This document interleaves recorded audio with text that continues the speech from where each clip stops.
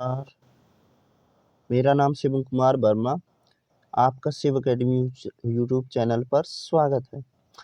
दोस्तों, उम्मीद है आप सब बहुत बढ़िया होंगे और आपकी तैयारी भी बढ़िया चल रही होगी। आज इतिहास से संबंधित हम बौद्ध धर्म का एक टॉपिक लेकर आए हैं और इस टॉपिक को हम पढ़ने वाले हैं। यदि वीडियो पर आप पहली बार आए हैं तो कृपया लाइक, सब्सक्राइब एंड शेयर अवश्य करें और चैनल को सब्सक्राइब कर लें ताकि आपको इसी प्रकार की वीडियो मिलती रहे। चलिए शुरू करते हैं। बौद्ध धर्म। तो बौद्ध धर्म क्या है, इनके प्रवर्तक क्या हैं, प्रवर्तक क्या थे, ठीक है? और इसके बारे में सब पूरी जानकारी पढ़ने वाले हैं। गौतम बुद्ध का जन्म कपिलवस्तु के निकट लुम्बिनी में 563 ईसा पूर्व में हुआ था। उनके पिता शुद्धोधन शाक्य गणराज्य के प्रधान थे तथा माता माया देवी अथवा महामाया कोलीय गणराज्य की कन्या थी, ठीक।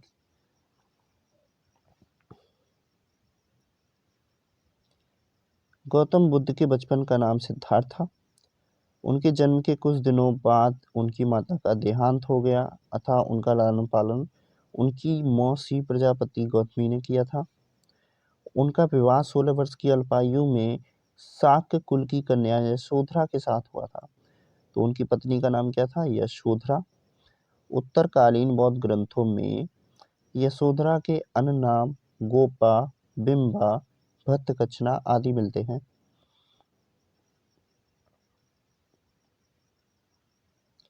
इनके पुत्र का नाम राहुल था, ठीक है। तो इनके पुत्र का नाम राहुल था।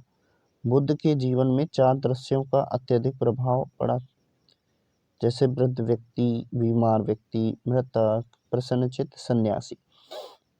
सिद्धार्थ ने पत्नी एवं बच्चों को सोते हुए छोड़कर गृह त्याग दिया। गृह त्याग के समय सिद्धार्थ की आयु 29 वर्ष थी। बौद्ध ग्रंथों में गृह त्याग को महाअवनिष्क्रमण की संज्ञा दी गई है। तो यहाँ पर महाअवनिष्क्रमण, जो गृह त्याग की घटना है, उसको महाअवनिष्क्रमण कहा गया है, ठीक है।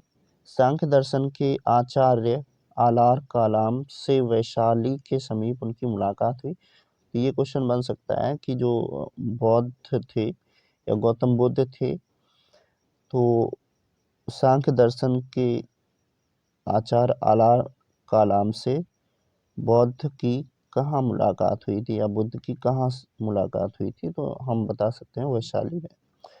यहाँ से सिद्धार्थ राजगृह के समीप निवास करने वाले रुद्रक रामपुत्र नामक एक दूसरे धर्माचार्य के पास पहुंचे। इसके पश्चात सिद्धार्थ उरुवेला पहुंचे, है ना। उरुवेला यानी ये बौद्ध गया में है। 6 वर्षों की कठिन साधना के पश्चात 35 वर्ष की अवस्था में वैशाख पूर्णिमा की रात्रि को पीपल के वृक्ष के नीचे गौतम बुद्ध को ज्ञान प्राप्त हुआ। ज्ञान प्राप्ति के बाद वह बुद्ध कहलाए, ठीक है। तो जब ज्ञान प्राप्त हो गया तब उनको बुद्ध कहा जाने लगा।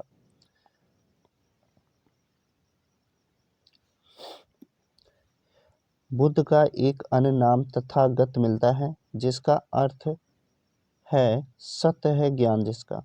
शाक्य कुल में जन्म लेने के कारण इन्हें शाक्य मुनि कहा गया। ज्ञान प्राप्ति के पश्चात गौतम बुद्ध ने अपने मत का प्रचार प्रारंभ किया। उरुवेला से सबसे पहले ऋषि पत्तन, जिसको वर्तमान में हम सारनाथ के नाम से जानते हैं, ठीक है, तो वहां पर पहुंचे और यहाँ उन्होंने 5 ब्राह्मण सन्यासियों को प्रथम उपदेश दिया। ये क्वेश्चन बन सकता है कि जो गौतम बुद्ध थे उन्होंने प्रथम उपदेश कहाँ दिया था? तो या तो ऋषि पत्तन देंगे या सारनाथ, ठीक है। इस प्रथम उपदेश को धर्म चक्र प्रवर्तन कहा जाता है। तो जब प्रथम उपदेश उन्होंने दिया तो इसी घटना को हम धर्म चक्र प्रवर्तन कहते हैं।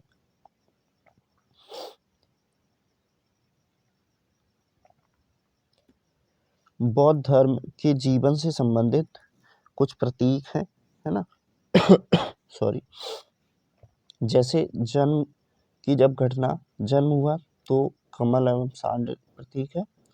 गृह त्याग घोड़ा, ज्ञान जब प्राप्त हुआ तो पीपल का वृक्ष था, जिसे बोधि वृक्ष के नाम से भी जानते हैं। निर्वाण में पद चिन्ह।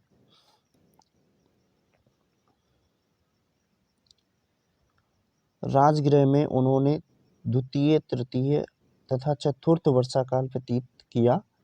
मगध के राजा बिंबिसार, उस समय मगध के राजा बिंबिसार थे, ठीक है।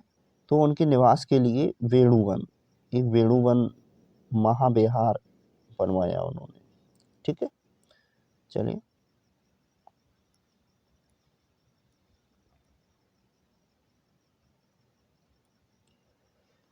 राजगृह से चलकर बुद्ध लिच्छवियों की राजधानी वैशाली पहुंचे, जहां उन्होंने 5वां वर्षाकाल व्यतीत किया।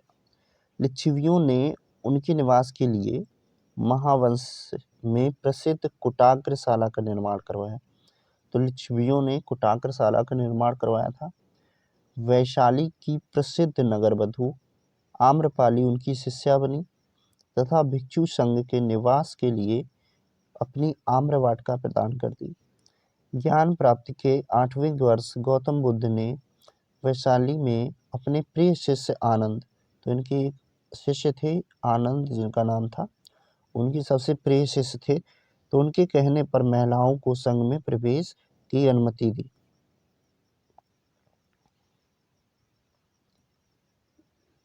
बुद्ध की मौसी तथा विमाता संघ में प्रवेश करने वाली प्रथम महिला बनी।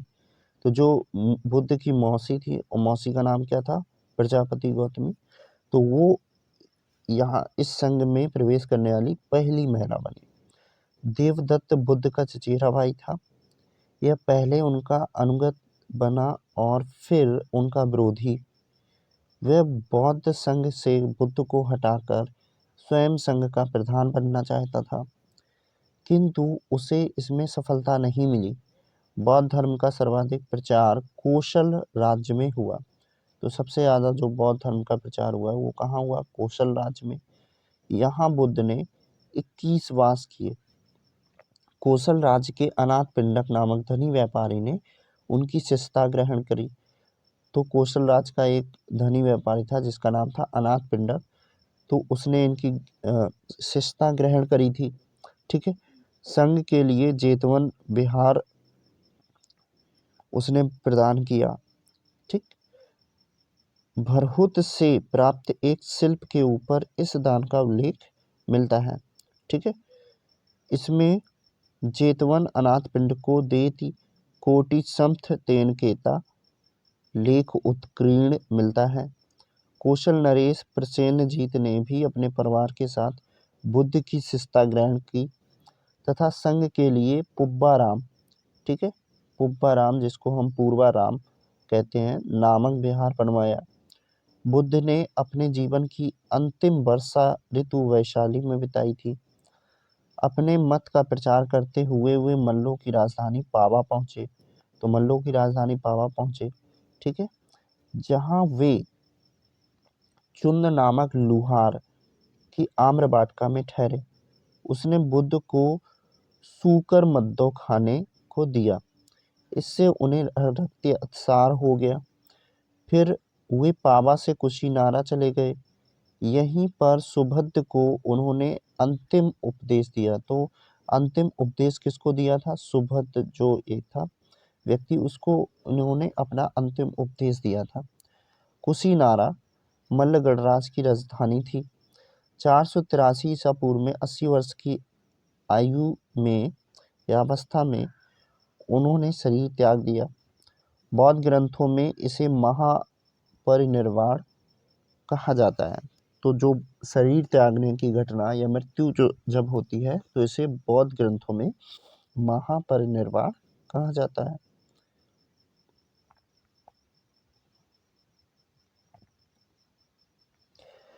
महापरिनिर्वाण सूत्र में बुद्ध की शरीर धातु के दावेदारों के नाम हैं, ठीक है। तो जो उनका शरीर था इसके बहुत सारे दावेदार थे, जैसे मगध नरेश अजातशत्रु, है ना, वैशाली के लिच्छवी, पावा के मल्ल, कपिलवस्तु के शाक्य, रामगाम के कोलीय, अलकप के बुली और पिपलीवन के मौर्य तथा वेठ द्वीप के ब्राह्मण।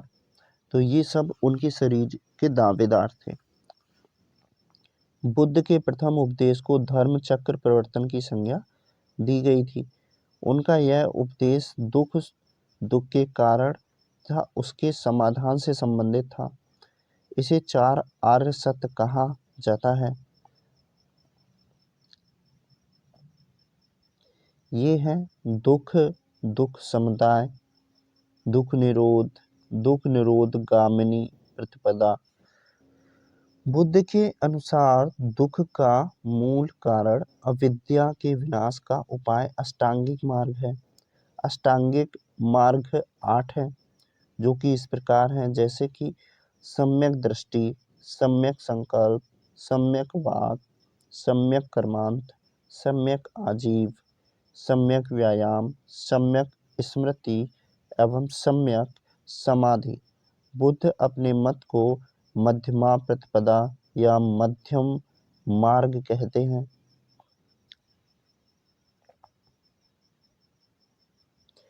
बौद्ध धर्म के अनुयायी 2 वर्गों में बटे हुए थे, भिक्षु भिक्षुणी तथा उपासक उपासिकाएं।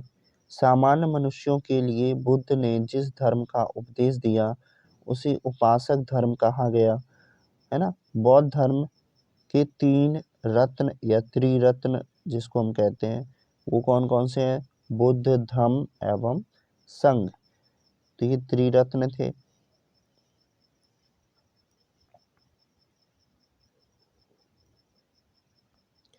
अब यहाँ पर हम देखेंगे कि जो बौद्ध संगीतियाँ हुई थी वो किसके कार्यकाल में हुई थी या किसके शासन काल में हुई थी।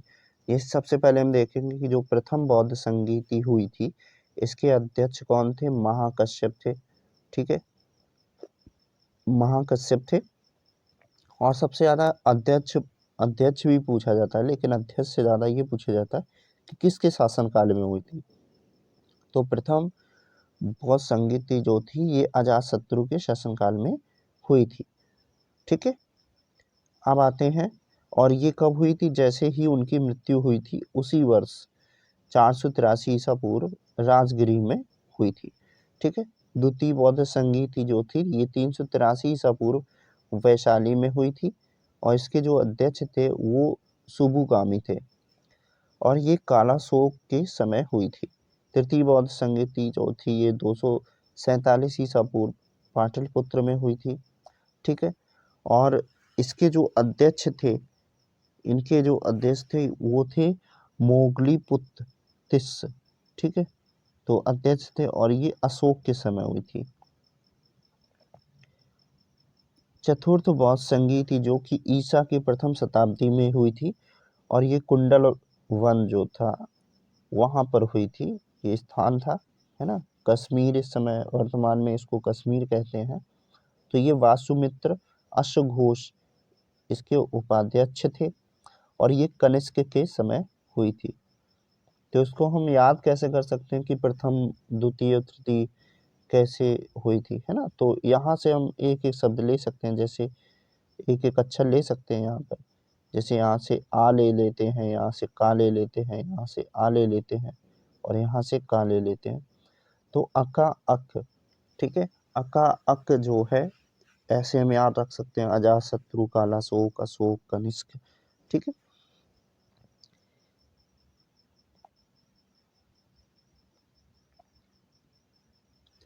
परंपरागत नियम में आस्था रखने वालों का संप्रदाय स्थिविर या थेरावादी कहलाया। इनका नेतृत्व महाकच्छायन, तो जो महाकच्छायन था उन्होंने किया। परिवर्तन के साथ नियम को स्वीकार करने वालों का संप्रदाय महासांदिक कहलाया। इनका नेतृत्व महाकश्यप ने किया। चतुर्थ बौद्ध संगीत में महासांदिकों का बोलबाला था। चतुर्थ बौद्ध संगीति के समय बौद्धों ने भाषा के रूप में संस्कृत को अपनाया। इस संगीत के समय बौद्ध धर्म स्पष्ट रूप से हीनयान और महायान नामक 2 संप्रदायों में विभाजित हो गया था। तो हम कह सकते हैं कि दो संप्रदायों में ये कब विभाजित हुआ, चतुर्थ बौद्ध संगीत के समय, ठीक है, क्योंकि इसमें जो हीनयान थे और महायान थे, इनके अलग अलग चीजें थी, अलग अलग विश्वास थे। कोई बुद्ध को भगवान मानता था और कोई बुद्ध को एक तरीके से महात्मा या उनको एक इंसान के रूप में ही पूजना चाहता था, ठीक है। तो सर्वास्तिवाद आगे चलकर वैभाषिक और सौत्रांतिक में विभाजित हुआ। वैभाषिक मत की उत्पत्ति मुख्य रूप से कश्मीर में हुई। वैभाषिक मत के प्रमुख आचार्य धर्मत्रात, घोषक, बुद्धदेव, वसुमित्र आदि हैं। सौत्रांतिक संप्रदाय सुत्त पिटक पर आधारित है। शून्यवाद माध्यमिक के प्रवर्तक नागार्जुन है, जिसकी प्रसिद्ध रचना माध्यमिक कारिका, ठीक है। तो इनकी एक प्रसिद्ध रचना थी माध्यमिक कारिका, जो कि शून्यवाद के प्रवर्तक नागार्जुन की है।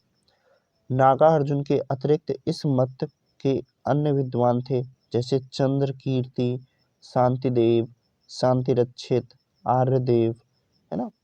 नागार्जुन की तुलना मार्टिन लूथर से की जाती है। तो जो नागार्जुन है, इनकी तुलना मार्टिन लूथर से की जाती है। वेन सांग ने उसे संसार की 4 मार्गदर्शक शक्तियों में से एक कहा है। उसे भारत का आइंस्टीन भी कहा जाता है। तो जो नागार्जुन है, इन्हें हम भारत का आइंस्टीन भी कहते हैं। चीनी मान्यता के अनुसार नागार्जुन ने चीन की यात्रा कर वहां बौद्ध शिक्षा प्रदान की थी। विज्ञानवाद अथवा योगाचार संप्रदाय की स्थापना मैत्रेय अथवा मैत्रेयनाथ ने की थी, ठीक है। असंग तथा वसुबंधु ने इनका विकास किया था। तो जो असंग और वसुबंधु ने इसका विकास किया था आगे चलकर। वज्रयान का सर्वाधिक विकास 8वीं शताब्दी में हुआ। इसका सिद्धांत आर्य मंजूश्री, मूल कल्प तथा गुह्य समाज नामक ग्रंथों में मिलते हैं। इसने भारत में बौद्ध धर्म के पतन का मार्ग प्रशस्त किया। बौद्ध धर्म में क्षणिकवाद को स्वीकार किया गया। बुद्ध ने स्वयं अनित्यवाद के सिद्धांत का प्रतिपादन किया था। तो जो बुद्ध हैं, उन्होंने स्वयं किस सिद्धांत का प्रतिपादन किया था, ये प्रश्न बन सकता है। तो उन्होंने अनित्यवाद के सिद्धांत का प्रतिपादन किया था। मैत्रेय को बौद्ध परंपरा में भावी बुद्ध कहा गया है, ठीक है। अब लोकितेश्वर प्रधान बोधिसत्व है। इन्हें पद्म पाणि या हाथ में कमल लिए हुए भी कहते हैं। इनका प्रधान गुण दया है। मंजूश्री के एक हाथ में खड्ग तथा दूसरे हाथ में पुस्तक रहती है। इनका मुख्य कार्य बुद्धि को प्रखर करना है। बौद्ध धर्म के आरंभिक ग्रंथों में त्रिपिटक कहा जाता है।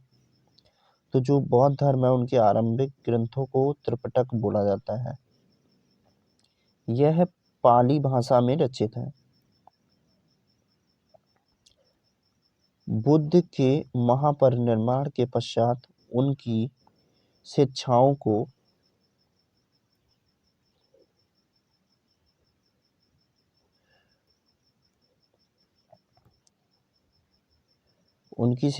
को संकलित कर 3 भागों में बांटा गया। इन्हीं को त्रिपिटक कहा जाता है, ठीक है। जैसे कौन कौन से हैं? सबसे पहला है विनय पिटक, फिर सेकंड है सुत्त पिटक, तीसरा है अभिधम्म पिटक, ठीक है। तो कौन से त्रिपिटक हैं? त्रिपिटक के नाम दिए गए हैं विनय पिटक, सुत्त पिटक, अभिधम्म पिटक। विनय पिटक में क्या दिया गया है? विनय पिटक में संघ से संबंधित नियम तथा दैनिक जीवन संबंधी आचार विचारों, विधि निषेधों आदि का संग्रह है। तो ऐसे क्वेश्चन बन सकता है कि जो संघ संबंधी नियम, दैनिक जीवन संबंधी आचार विचार, विधि निषेध किस त्रिपिटक में दिए गए हैं, ठीक है। विनय पिटक में, सुत्त पिटक में या अभिधम्य पिटक में। ठीक, सुत्त पिटक में महात्मा बुद्ध को उपदेशों का संग्रह, तो जो सुत्त पिटक है इसमें महात्मा बुद्ध के जो उपदेश है उनका संग्रह देखने को मिलता है। अभिधम्य पिटक में बौद्ध धर्म के दार्शनिक सिद्धांतों का संग्रह मिलता है। तो यहाँ पर तीनों के क्लियर हो गए कि जो सुत्त पिटक है इसमें बुद्ध के जो उपदेश थे उसकी चर्चा मिलती है, बुद्ध के जो उपदेश थे।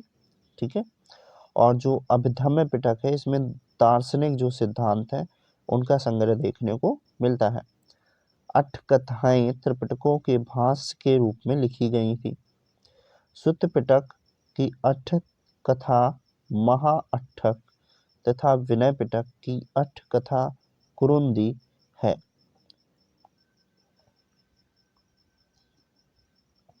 अभिधम्य पिटक की 8 कथा मूल रूप से सिंहली भाषा में महापच्चरी है। बौद्धों का वह धर्म ग्रंथ जिसमें गौतम बुद्ध के पूर्ववर्ती जन्म की कथाएं संकलित हैं, जातक कथा या जातक कहलाता है, जातक कथाएं कहलाती हैं और ये पाली भाषा में है। तो देखो, बौद्धों का वह धर्म जिसमें गौतम बुद्ध के पूर्ववर्ती जन्म की कथाएं हैं उसे हम जातक कथाएं कहते हैं और ये पाली भाषा में है।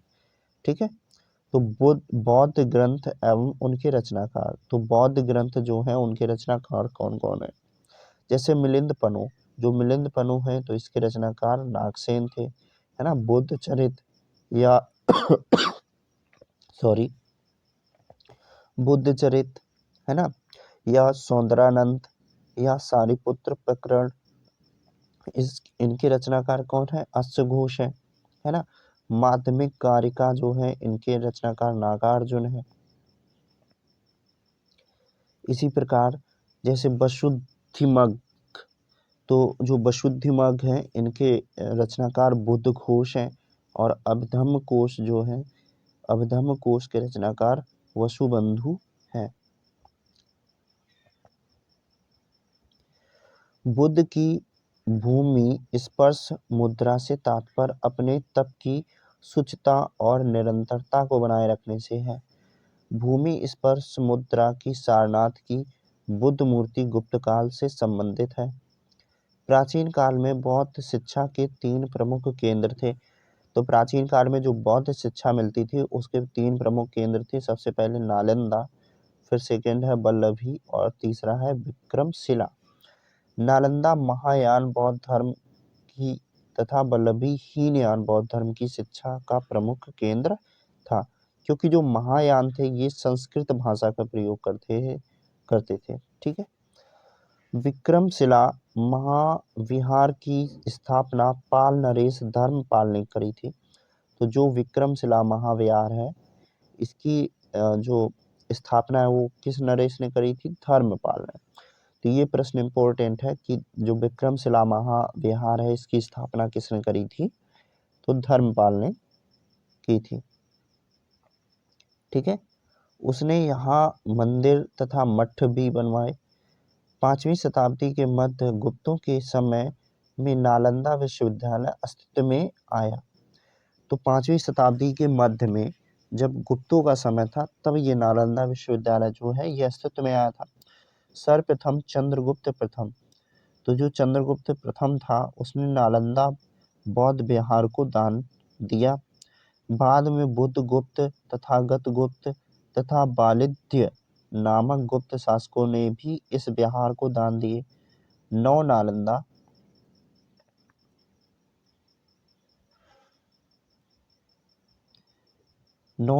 विहार महाविहार बौद्ध अध्ययन का आधुनिक केंद्र है, जिसे बिहार सरकार ने वर्ष 1951 में नालंदा में स्थापित किया था। चैत्य का शाब्दिक अर्थ है चिंता संबंधी। ठीक है, 100 दाह के पश्चात बचे हुए अवशेषों को भूमि में गाड़कर उनके ऊपर जो समाधियां बनाई गई हैं उन्हीं को प्रारंभ में चैत्य या स्तूप कहा गया। इन समाधियों में महापुरुषों के धातु अवशेष सुरक्षित थे, अतः चैत्य उपासना के केंद्र बन गए। चैत्र ग्रहों के समीप ही बिच्छुओं के रहने के लिए आवास बनाए गए, जिन्हें विहार कहा गया। तो जिन्हें क्या कहा गया? विहार। ठीक है। सर्वप्रथम स्तूप शब्द का वर्णन ऋग्वेद में प्राप्त होता है। इसके अतिरिक्त अथर्ववेद, वाजसनेयी संहिता, तैत्तिरीय ब्राह्मण संहिता, पंचविश ब्राह्मण आदि ग्रंथों में स्तूप से संबंधित जानकारी मिलती है। स्तूप का शाब्दिक अर्थ किसी वस्तु का ढेर। स्तूप का विकास ही संभवतः मिट्टी के ऐसे चबूतरे से हुआ है जिसका निर्माण मृतक की चिता के ऊपर अथवा मृतक की चुनी हुई हड्डियों के रखने के लिए किया जाता था। कालांतर में बौद्धों ने इसे अपनी संघ पद्धति में अपना लिया। इन स्तूपों में बुद्ध अथवा उनके प्रमुख शिष्यों की धातु रखी जाती थी, अतः वे बौद्धों की श्रद्धा और उपासना के केंद्र बन गए। स्तूप के 4 भेद हैं। सबसे पहला शारीरिक स्तूप, दूसरा है पारभौगिक स्तूप, तीसरा है उद्देशिका स्तूप और चौथा है पूजार्थक स्तूप। गौतम बुद्ध को एशिया का ज्योतिपुंज कहा जाता है। गौतम बुद्ध के जीवन में एडविन अर्नॉल्ड ने लाइट ऑफ एशिया नामक काव्य पुस्तक की रचना की थी।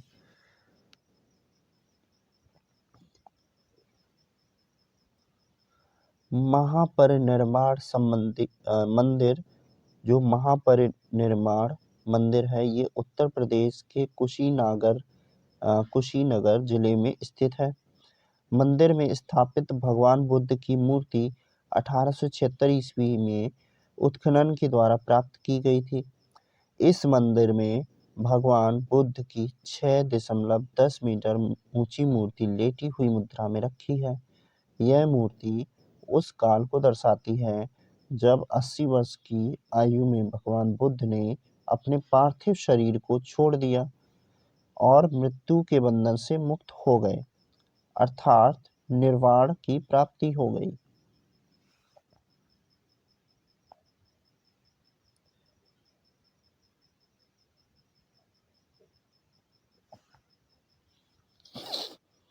अब यहाँ पर हम हीनयान और महायान जो धर्म था उसके बीच में हम अंतर समझेंगे कि ये जो 2 संप्रदाय में बट गया बौद्ध धर्म, इनमें क्या क्या अंतर था। जैसे हीनयान में हम देखें तो हीनयान का शाब्दिक जो अर्थ है वो निम्न वर्ग है, जबकि महायान का जो शाब्दिक अर्थ है उत्कृष्ट मार्ग है ना। तो ये निम्न मार्ग है और ये उत्कृष्ट मार्ग है। इसमें महात्मा बुद्ध को महापुरुष माना जाता है, जबकि इसमें महात्मा बुद्ध को देवता की उपाधि दी गई है। ठीक है। यह व्यक्तिवादी धर्म है। इसके अनुसार प्रत्येक व्यक्ति को अपने प्रयत्नों से ही मोक्ष प्राप्त करना चाहिए।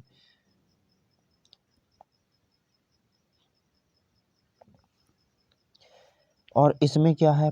इसमें कह रहे हैं कि अपने प्रयत्नों से मोक्ष प्राप्त करना चाहिए, और ये कह रहे हैं कि परोपकार एवं परसेवा पर बल दिया गया है। इसका उद्देश्य समस्त मानव जाति का कल्याण करना है। ठीक है। यह मूर्ति पूजा एवं भक्ति में विश्वास नहीं करता है, लेकिन यह आत्मा एवं पुनर्जन्म में विश्वास करता है, क्योंकि जो महायान है इसमें जो भी थी ब्राह्मण शक्तियाँ जो भी थी, ठीक है, जैसे वसुमित्र थे और जो भी संस्कृत भाषा को महत्व देते थे वो इसके उपासक बने। ठीक है। तभी यहाँ पर देखो आत्मा एवं पुनर्जन्म, तो कहीं ना कहीं ये हिंदू धर्म से रिलेटेड या सनातन धर्म से रिलेट कर दिया गया इस बौद्ध धर्म को, जबकि जो हीनयान है ये इन सब चीज़ों में विश्वास नहीं करते थे, है ना। इसकी साधना पद्धति अत्यंत कठोर तथा यह भिक्षु जीवन का समर्थक है। ठीक है। तो जो इसकी साधना थी ये कठोर थी और ये भिक्षु जीवन पर ज़्यादा बल देते थे। और इसमें क्या है, इनके सिद्धांत सरल एवं सर्वसाधारण के लिए सुलभ हैं।